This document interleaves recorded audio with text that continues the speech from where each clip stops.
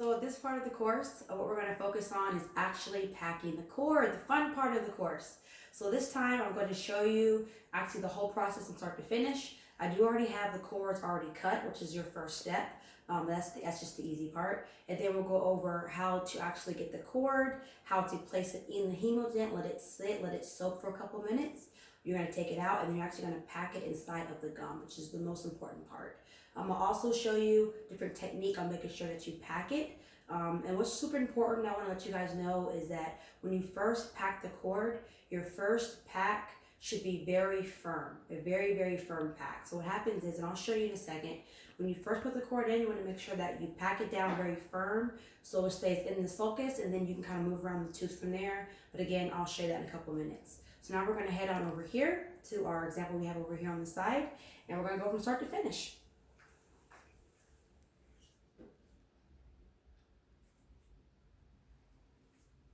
So this is what we have our example set up here. We have our cord packer non-serrated, because that is my preference, and we have our 3 cords, the 2 braided and the 1 knitted, which is fine as well. Just for example purposes, I'm going to actually just go ahead and dip the cord inside of the Hemodent. So normally you would have cord packers, or you would have things like that that you would need, which we have a cord packer here. So I'm going to take the cord, use my hands here, and I'm going to dip it in the Hemodent. The Hemodent, I poured a little bit inside of this container here, just to make sure that it's nice and it's dipped. Make sure it's nice and soaked. Let that sit for a few minutes there. So that's soaking. I'm going to talk to you guys a little bit here as you're looking at this. So a super important tip is you want to make sure that the cord is dipped in the sulcus for at least 3 to 5 minutes, just to make sure that everything looks good and everything, the bleeding and everything has been stopped. So it's super important, 3 to 5 minutes for that. Another quick tip that you might want to know is that sometimes when you do pull out the impression, the cord sometimes does come out in the impression. So you want to make sure that before you get to the very end of your step, make sure that the cord has come out before you put your temporary on. Another super important tip that I want to tell you guys, we're waiting on the cord here. What I usually do is I usually try to eye up and make sure that the cord is the same length or similar to the length of the tooth. So what you don't want to do is you don't want to cut a cord size and it's too long or it's too short for the tooth. I've done that before. What happens is you cut it and it might be too short, so it does not encompass the entire circumference of the tooth. So do your best to eye up the cord, make sure it's as close as the tooth circumference as possible, just to make sure that you're not wasting any cord or you're not double wrapping the cord. There should be enough time here for our cord to soak in the Hemodent. So what I'm going to do now, I'm going to open up my model. I'm going to take out the cord. Sometimes I'll let it dry on a tissue or a gauze, something like that. Now this part you can use your hand if you want, or you can use cotton pliers. What I normally do is I take the cord and I place it right between the teeth. So, like I said before, your first tuck should be very hard and very firm. This particular tooth actually is a prep tooth. You can tell because it has the margin showing. These teeth here are pretty much haven't been touched. This one actually is a prep tooth. This is how it's going to look when you are packing the cord. So again, we have our cut cord. I've already made sure it's the right size. I've already made sure the size is really good there. And I've dipped it in my Hemodent. Next thing we have to do is actually pack it. So now you have these different sizes of the edges. It doesn't really matter really where you start, just as long as you get a good, firm cord tuck. So my first tuck is always firm. And make sure that it goes all the way in. And when you come out, be very slow. Because if you come out too much, it's going to pull the cord out and you have to start over from scratch. So again, your first tuck is very firm. And from there, you just tuck around. You just tuck. Now, these cords sometimes, as far as if they work well or not, does depend on the patient's gums. Some patients' gums are a little bit easier to tuck and pack than others. So as you see, I'm just gently going around, making sure that everything is tucked underneath. Now what I do, I will flip my cord packer to get different angles. So that matters as well too. So when I'm working in between the teeth, I want to make sure that I can get at an angle to where I'm in between. Now this angle does not work for me anymore. I will flip my cord packer, switch it around, and pack it along the edges. Again, nice tucks.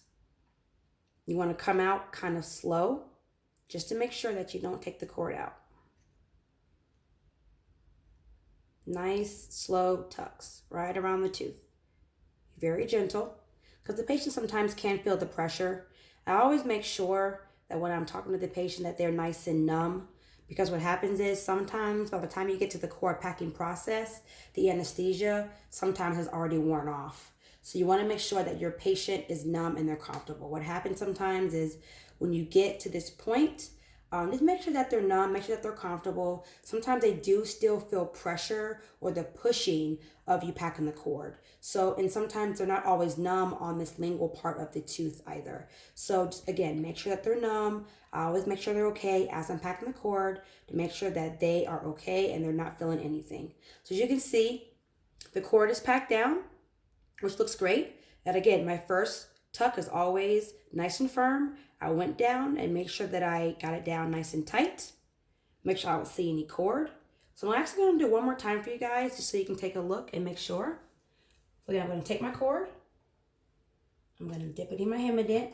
And speaking of that, some doctors do prefer to use two cords. Some prefer one and some prefer two. Doctor preference just depends on the gums and what the doctor likes. So I'm going to take this one out a little bit early here. So again, I'm going to take my cord. I'm going to ring it around the tooth. And again, that first tuck is going to be very, very firm to make sure that it stays in. Nice tuck. And I hold it probably for about a couple seconds to make sure it's in. And I come out very slow. I want to make sure that it's in and I don't pull it out quickly and I yank it out. So again, going around, tucking it down, tucking it down. You want to flip your instrument to make sure you have the right angle. Nice and slow tucks. You don't want to go too quick because you can pull the cord out. That side is nice and clean. I go with my angle and I tuck very slow. So the trick too is to make sure you get the cord packer right on top of the cord and press down. So this particular angle, I will flip my packer because this is a better angle to pack it down. So I'll take it, nice firm tucks, not very aggressively. Put the cord packer directly on top of the cord. Another thing you can do is you can kind of rock it in. So when it goes in, you take it and you rock it and come out slow. Again, another angle, I'm going to flip my cord packer around to get my angle.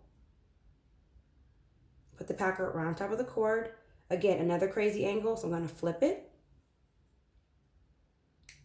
And I'm going to press down firm. Nice firm tucks. Again, flipping my angle.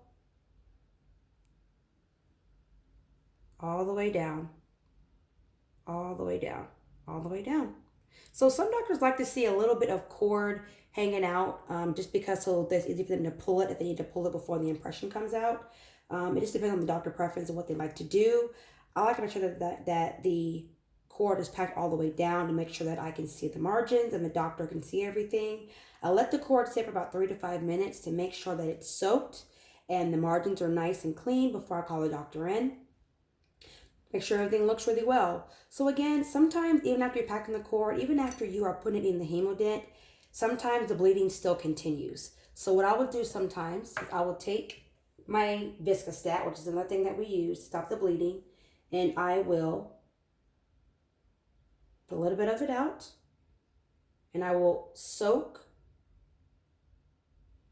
it in Hemodent. I'm sorry, in Viscostat. So with this little fuzzy tip, I will take the tip down in the sulcus. I will go all the way around the tooth. Just go all the way down. Make sure it's nice and soaked. And I'll let that sit for a couple minutes. So Viscostat and Hemodent are very, very good agents that we use in order to get the bleeding to stop and down to a minimum. So I'll spread that around. Once that's done, I'll let it sit for a couple minutes. make sure the patient's happy, make sure they're okay, make sure they're not feeling anything, let that sit. I want to make sure that before my doctor comes in that the bleeding is completely stopped so that we can get a really good impression. And that's it. So cord packing can be something that can be very rewarding as long as you know what you're doing, you have the right instruments, you have the right support, and everything kind of works all together. So in this particular course, I want you to take away from it is that cord packing, something that can be done very efficiently as long as you have the proper cord, the proper technique, and the proper agents that you can use to control the bleeding, which would be your Hemodent and your Viscostat. That's all for this course. Thank you.